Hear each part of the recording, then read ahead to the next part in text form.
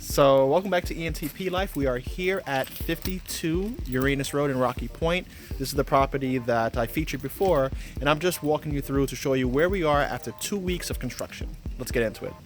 So, the first thing to take a look at is that the steps are mostly done. We had to rebuild some of this retention wall here. All that remains is more of the finish work, the stucco, and smoothing out the steps. But that seems to be just about done. It's raining here today, so they're not working on that until the rain stops. So coming on inside, right now, it seems the walls are painted. The ceiling that was a popcorn ceiling was pulled down and redone. So it went with like just tan walls, more or less a tan color scheme in this house. The intention is to either quickly resell it or rent it. Still on the fence about what we're gonna do. So we have these Home Depot laminate floors in. These are on the cheaper side. They're less than $1 a square foot, and it's suitable for a rental for sure, and better than the carpet that we had in place. In the kitchen, it's a freaking war zone in here still, but in the kitchen, we have the cabinetry moved. We actually had some rotting around the windows, so we're changing out the pine boards so they're more like this here. Changing out the pine boards and continuing on. So right now we just have to kind of remedy the little damage that was done to the cabinets from demoing out the Formica countertops. So that has to be taken care of. And let's go down this way. The bathroom is going to be done at the same time that we do the basement. So right now it's just demoed. So we took out the sheetrock. We're going to install a new shower body. Toilets out, sinks out, lights are off, unfortunately. So not getting much light in here. But all that's being really redone in here is new tiles, new finishes, and out. So that's kind of pretty much at the 1/3 point, I would say. Here, we just have the bedroom finished, painted. Just needs the final moldings to be put down. And this last hallway, it seems like they're working on the angles there. Those could be kind of tricky when you're doing your last work. So we're basically, I don't know, I would say about 1/3 of the way complete. Don't have a full-time crew on this one. If we did, it would probably be about a week from being finished. It's like a 3-week job here. So, at least we got the paint on the walls. We still need to paint the baseboard covers. And most likely change out the outlets, but most of the work is done. This is a quick job, so it doesn't really matter. I feel that I'll be done with it by July, and today is June 17th. So this is the look of the upstairs, and I'm going to take you on down to the basement as we decided to finish out the basement. Heading down into the basement,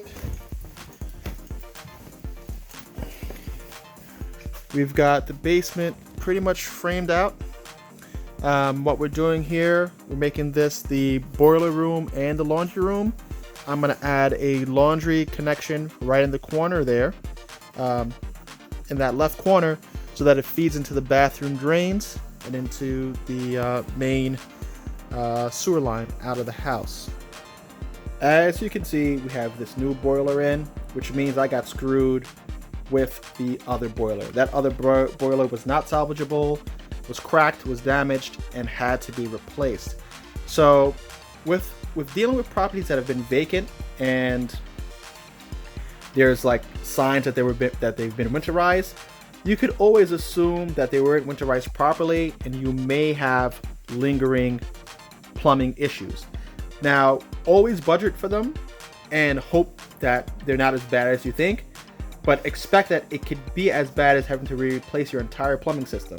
That means all your baseboards, all the plumbing going to the kitchen, all the plumbing going to the bathrooms, because if the houses weren't well winterized, they're going to most likely be damaged, either pinholes, major cracks, or something along those lines. So be prepared for that. And this is just another example of coming across the same old problem, being hopeful that it wasn't damaged, but that's how it goes.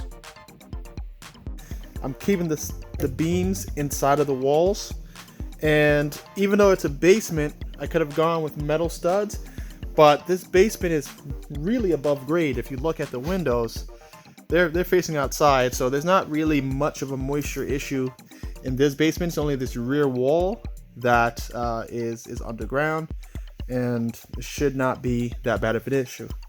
Now here we have our bathroom framed out. It's 5 by 11, so it's going to be a pretty nice sized bathroom. Going to have a standing shower, vanity, toilet bowl, something along those lines, and that should do it. And then in this closet here, if you want to really take a better look, in this closet right in that corner is going to be the sump pump. Now the sump pump's purpose is to pump the waste up to the main sewer level. Now I'm trying to figure out whether or not a pump is needed, because it just may be that this sewer line here runs under the ground and exits to the front. I don't know where the cesspools are, but that could be what's going on here, because this is the main line coming down from upstairs, and then it tracks on down. But I'm not a plumber, so I really don't know. There used to be a drain here, so I'll let the plumber decide exactly what the plan is, but we plan on putting the sump right in this section, and this will be a wet access plus storage space, because then at least that way we could access all of the water lines from the backside. If there's ever a leak, we don't have to bust out the walls, so having that access point really comes in handy. And just the basement's all framed out. It's a tall basement, and should present, you know, some nice additional square footage. And it was really at the recommendation of the appraiser.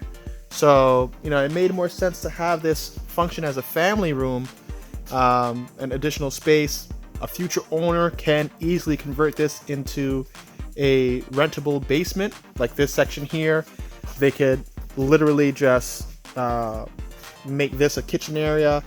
This common area could then become living room, and kind of like a studio apartment, just open format. And all they would have to do is run their cabinets and appliances right along this wall, and they have an apartment.